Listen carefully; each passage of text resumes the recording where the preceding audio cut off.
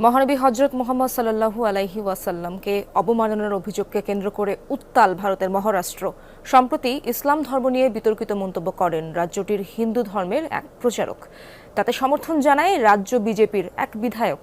এ নিয়ে ক্ষোভে ফুঁসে ওঠেন সেখানকার মুসলিমরা। দেয়া হয় বিক্ষোভের ডাক। প্রতিবাদে মুম্বাই অভিমুখে লং মার্চ করছে হাজার হাজার মুসলিম। মুম্বাই অভিমুখে মার্চকে কেন্দ্র করে জনসমুদ্রে পরিণত মহারাষ্ট্রের এক্সপ্রেসওয়েগুলো।